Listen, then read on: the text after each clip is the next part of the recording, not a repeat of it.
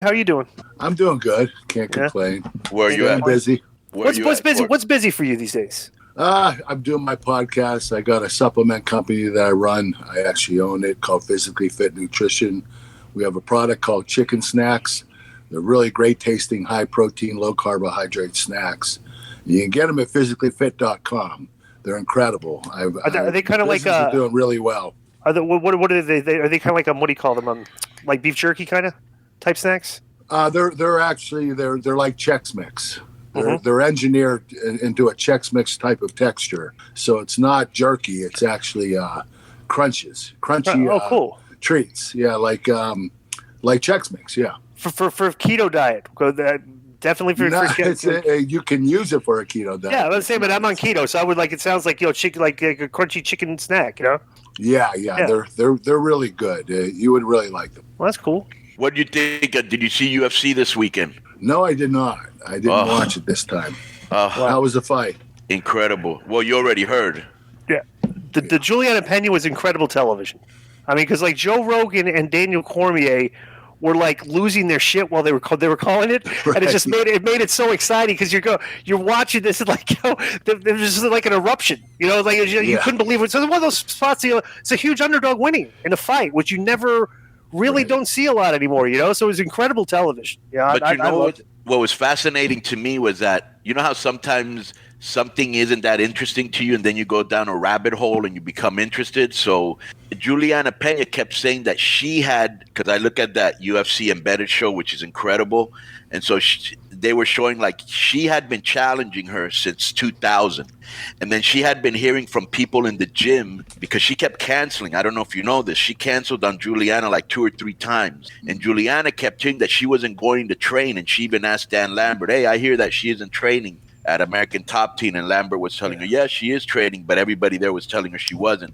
So she knew she wasn't training, and she wasn't intimidated. And bro, I've never seen anybody get under her skin like she did in the press conference. Right. Like she was really getting under her skin, and you could tell that she was mad that Nunes was like, "You're not respecting me. I'm the best of all time," like Connor gets when you don't respect them. Right. Because when you're used to intimidating people and people are always intimidated by you, you're not used to somebody being in your face like Juliana. And I kept thinking, fuck, this chick's gonna she's gonna be like Holly Holmes. Like Holly Holmes didn't give a fuck about Ronda.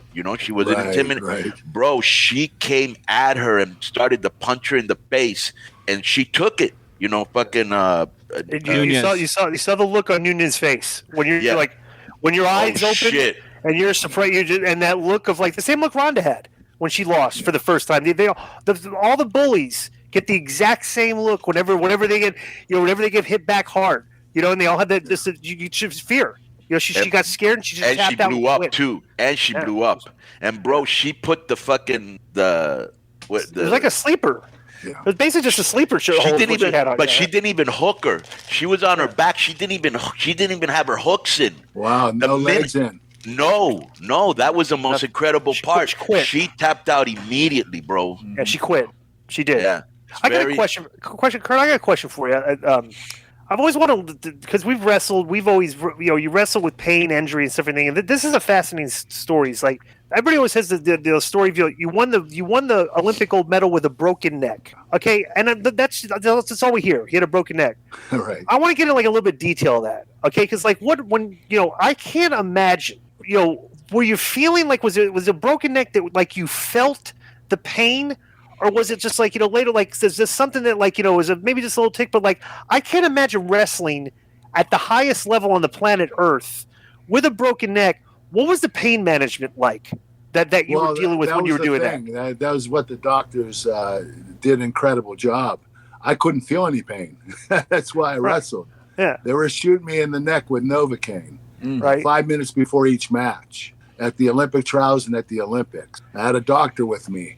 And he would stick me with 12 shots of Novocaine in my neck, and I couldn't feel it. I couldn't train for the Olympics at that particular time because of my neck. But when the doctor stuck me in the neck with Novocaine, I was good to go. And that's how I survived. Right. Yeah, that Novocaine is incredible because I had a broken collarbone, and they injected me with Novocaine, and I was like, I couldn't feel it. I was like, holy shit. Yeah. Yeah. Let me ask you another question, too. Yeah. When you in WWE when you became like you picked up wrestling so fast and stuff, thinking like they fast tracked you into a top spot pretty quick. But I remember like some of the angles that you were doing, like when you did the thing with Stephanie. Whenever she would turn the corner and you would be right there, it's like, oh hey Steph, like kind of like you're creeping and everything. Like that to me was really good creative stuff. What was the funnest time that you had in the WWE creatively? What angle were you doing that like when you were just like you couldn't wait to get to TV and find out what they had for you? What was the best the funnest stuff for you? Well, first was the Stephanie Triple H angle. That got me on the map. That elevated me to another level, and it was a lot of fun to do. Messing with Triple H and trying to hit on his wife and try to steal her from him. It was pretty cool. It was a great storyline. Brian Gewirtz, the writer, was incredible.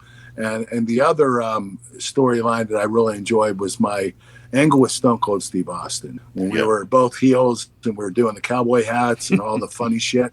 Driving Vince up the wall. We had a great time. That's when my funnest years, my first 2 years. Right. Once I left the comedy situation and got into a more serious role like the wrestling machine, I started having less fun. I think pro wrestling is really about, you want to have the greatest matches that you can, but it's really about the moments. Like when I drove the milk truck into the arena and doused Stone Cold Steve Austin, the alliance with milk, those moments are what last forever. And that was what I was looking for every week when I went to TV. Yeah, that's good. What were some of the stuff you did? When did you get to a point where we were over enough, where you're a top guy, where like again, I guess you were in the business. You hadn't been in the business that long, but like when they come to you with creative stuff, and you kind of like have enough, you feel in your mind you have enough clout to say like, hey, I don't feel, I'm not doing this. I don't feel comfortable there. Like, when did you ever get to that point? Like, did you ever have like things like that? So, how long were you in the business before? I still did it. I was an idiot. Anything that they pitched to me, I ended up doing.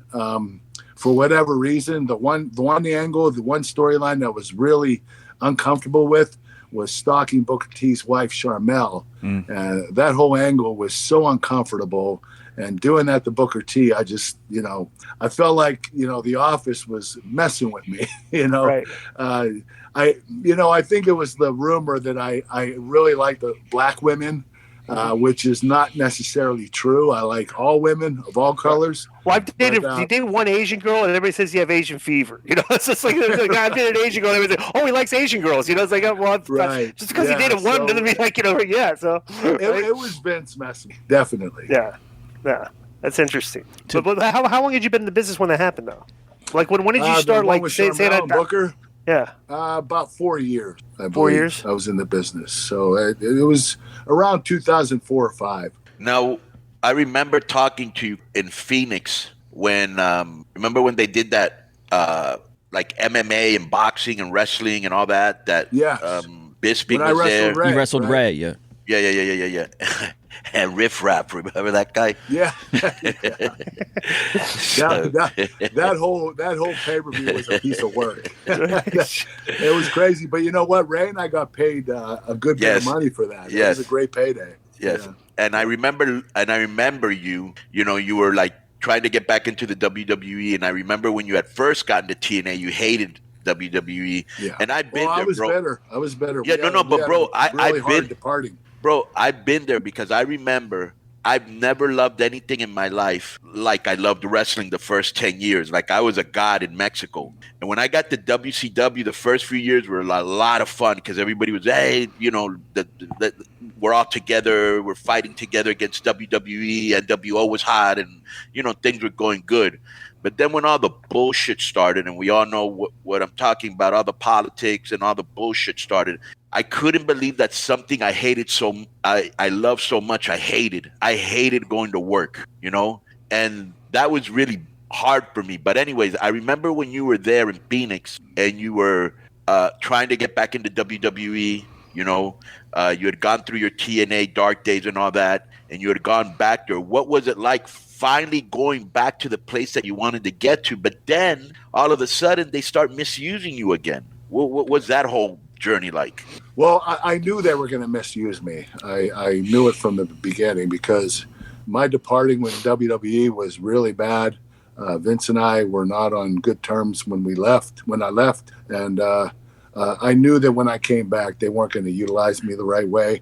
But I wanted to do it for the fans. I wanted to go back to where I started and finish my career in the WWE for all the fans that supported me throughout my career.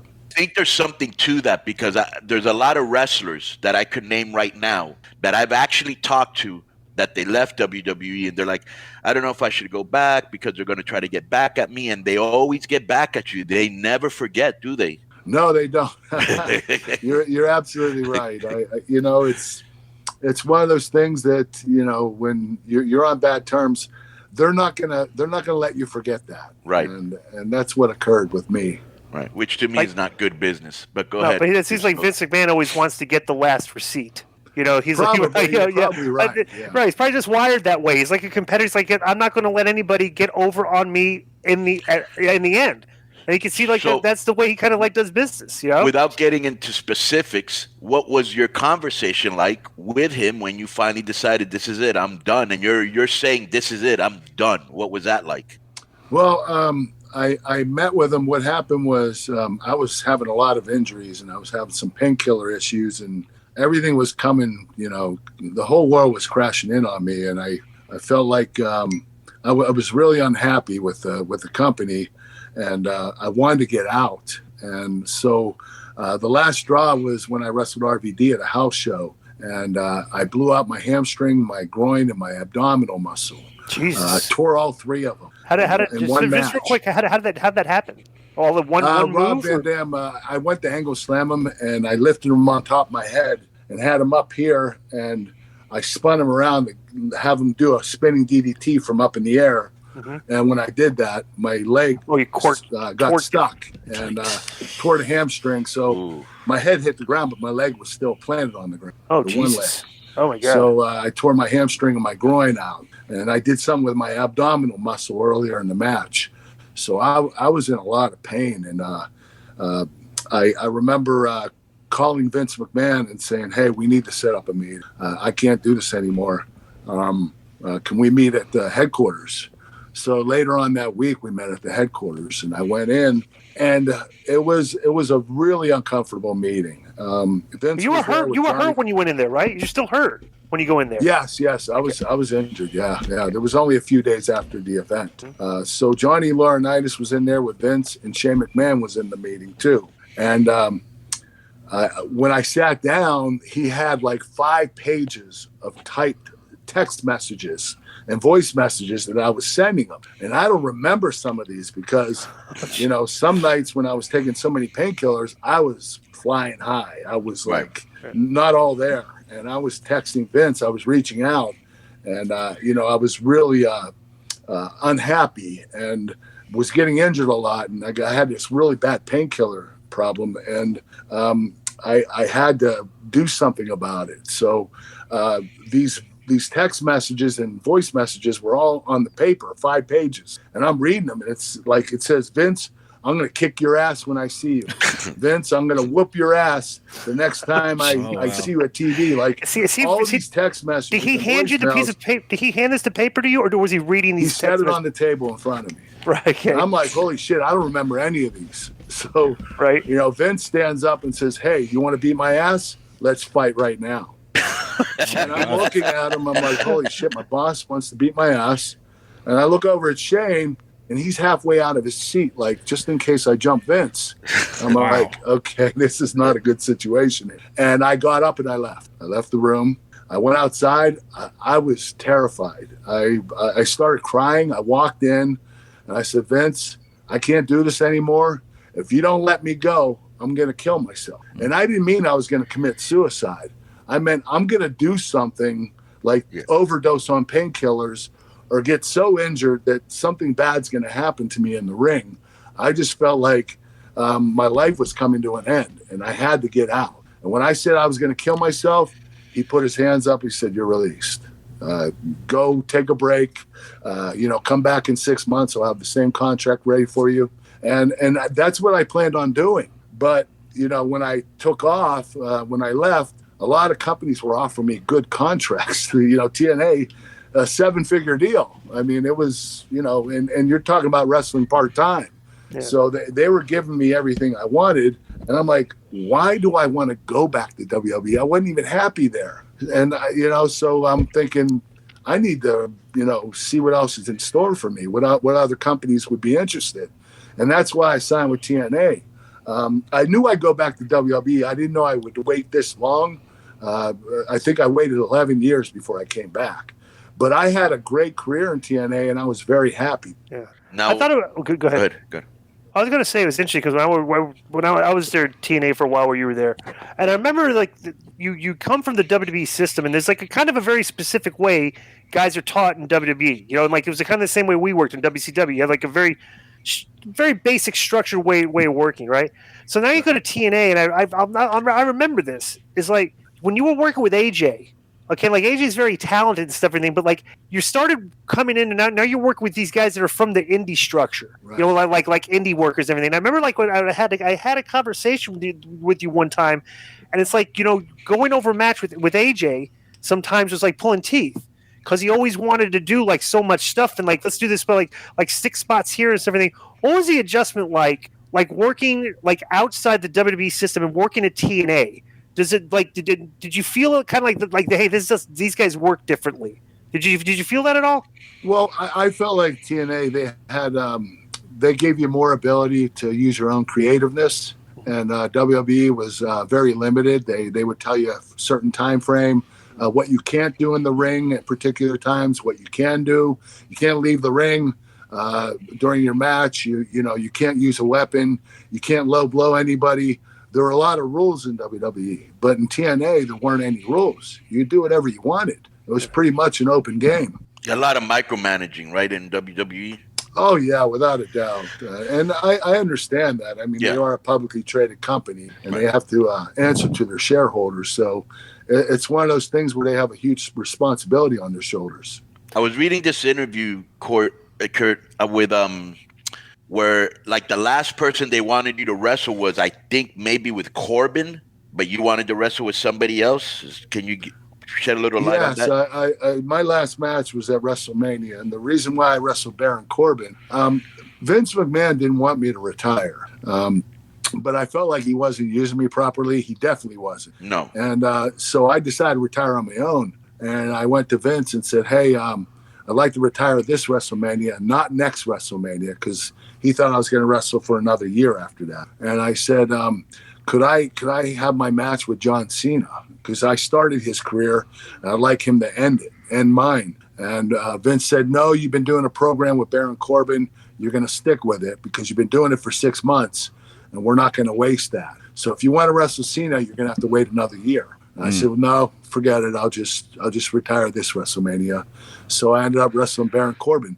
Baron wasn't a wrong choice for me. Right. It was just I wanted somebody that I had history with to do my retirement match with. So I had a lot of respect for Baron Corbin. I just didn't want him to be my last opponent. I've never understood, Kurt, never, ever understood, and it just still baffles me to this day, and probably you, how they do all these things like when they go to somebody's hometown, they beat them. When somebody like you who, risked your whole, left so much into the ring and you're so respected that you ask for something, they won't give it to you. I've never understood that about them. Or like, I would see, I know we just saw Jeff Hardy left, but even before he left, for the last 2 years, he's been used really bad. Cesaro hasn't been used right. Rey Mysterio hasn't been used right. And you just wonder why. You know what I'm saying? These are hardworking guys, model employees that give no problems, that are creative. You know what I'm saying? And I've always thought, what a terrible way to do business. Intimidating, sophomoric bullshit. Do you know what I'm saying? Yeah, I understand that. I'm not sure how much Vince McMahon obviously is in control of the company, but I'm not sure if all the ideas are his. They could be, but it's definitely a political game. And, whenever you get into wrestling, politics is one of the things that you have to be aware of. It just happens, whether it's with other wrestlers or with the office, but it's going to happen. All right. Are you watching? Are you a football fan, Court? Yeah, I'm a Steeler fan. Yes. Well, let me go to college football. Have you been watching your boy at Pittsburgh? Yeah, the quarterback for Pittsburgh. He's doing an incredible job, man. I think he was second or third in the Heisman. Yeah, he's a beast, bro. He's a fucking beast. Yeah. He is a beast. He's going to be a great pro player. Yeah. What do you think about your Steelers? Steelers having a rough year, man. I don't know if Ben should come back for another year. I do believe that the offensive line isn't as good as it used to be, but, Ben has given a lot to this. He's beat up. This team. He's a very physical player. And I think that later on in his years, it's really affected him. Do you ever listen to Madden? Every once in a while, on the radio, Mark is great. Yeah, he's had it's funny too. Both of us are veterans of the. You hosted the Wing Bowl one year with him, didn't you? The wing eating contest there in Pittsburgh at that part. That was one of the funnest things I've ever seen. They had all these characters like it's a wing eating contest, like the Nathan's hot dog eating contest. Like, so whoever eats the most wings, and these characters were hysterical. They had the Lord of the Wing guy dressed up like with the beard, and like Sir Wing is like a guy dressed like Charles Barkley. He's got. But did you remember that? That was fun. That was a fun time there, right? We had a blast that day. I had a lot of fun with Mark. He was awesome. Yeah. So before you get out of here, I would be remiss if I didn't ask you this: is there any chance we will ever see you again in a wrestling ring if the circumstances are correct? What do you think? Honestly, I don't think so. My body is so beat up. My knees, my back, my neck. This pandemic really messed me up big time. Yeah. Because I wasn't quite as active. Sitting around in my house. Brutal, right? Being locked down. It really took a toll on my body. And I actually gained a lot of weight. I got up to 260, and I couldn't move at all. And I got my body down to about 212 pounds. I'm in really good shape. But the damage I did to my knees and my back and my neck, even my shoulders, I don't think I'll ever wrestle again. I wish I could, but I don't think I will. I got a question for you. I didn't. You know what? Back in the day when we wrestled and stuff, when we did cardio, remember we used to do you did cardio, but you did fat burning. You did just brought your heart rate up to 120. You didn't really. When I got older, in my mid 40s, I started doing high intensity training. Like hard cardio. That's when I started losing weight. Bro, my cardio, I'm 54 years old. My cardio right now is better than it was when I wrestled. because I do that. And because we just trained.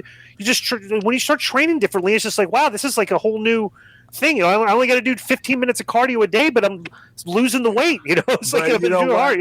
Yeah. Think about if you would have done that when you were wrestling, how good your cardio would have been. Oh my God, yeah! Because I would get when wrestling's we used to wrestle TV 6 minutes, 8 minutes stuff, but then pay per view. Oh, now you gotta go 20. Shit, I'm not used to going 20. It's I used to go 6, 8, 10, everything. But then I started doing high intensity training and cardio, the hard cardio. I wouldn't wrestle for 5 months. I get booked on a show. They say go out there for 15 minutes. I go 15 minutes. I come back and I'm not breathing heavy. You weren't even breathing heavy, right? And I'm going, what is that? Yeah. And we because remember when we used to train? Now these days everything's low carb. Everybody eats low carb and everything, but it used to be you ate everything, chicken and rice, pasta. We used to eat like that, but it's funny how over the course 20 something years, diet and everything has changed, and the guys are in better shape. Kurt, today. Haven't you tried? Because Ray, Shamrock, I'm sure you've seen Shamrock. All these motherfuckers, Nash, they all do stem cells and they're all doing great. Have you tried that? Yeah, I did. I tried it with my neck and I tried it with my knees. It did not work. Really? I actually went down to Columbia, South Carolina. There was a American company that moved down there just so they could do stem cell. The amount of stem cells in the United States, you're limited on doing. Right, over there, if you go to another country, they'll do unlimited stem cells. So that's where I went, and it did not work for me, unfortunately. I think my body's just too banged up. That's cool. What a shame. Hey, where can we find you? Social media and stuff? On Twitter at Real Kurt Angle, and on Instagram at The Real Kurt Angle. Where can they get those protein snacks? Where can they order those? Physicallyfit.com. That's physicallyfit.com. They're called chicken snacks. We have 11 different flavors. sriracha, cinnamon swirl, honey mustard. Great flavors. We don't get anything but 4 and 5 star reviews. It's Awesome. a really great product. We're gonna try that on our show and review it. You know what? Yeah. Send me your address, Joseph. Send me their addresses, and I'll send it to them. Okay, All right. you got it. Thank you, man. And bro, I appreciate just want to tell you, as a former wrestler and a friend of yours, much respect for everything you did, man, and nothing but love and respect for you, Kurt. You know Thank you, Conan. I love you too, man. All right. Thanks, Thank you Kurt, for man. coming on, Appreciate it. Kurt. Appreciate it. Thanks, brother. Thanks for You giving got us it. your time, man. Appreciate Be it. cool, Thanks my for your brother. time. Take care. All right. All right. Have a good night. Bye. Bye-bye. Bye bye.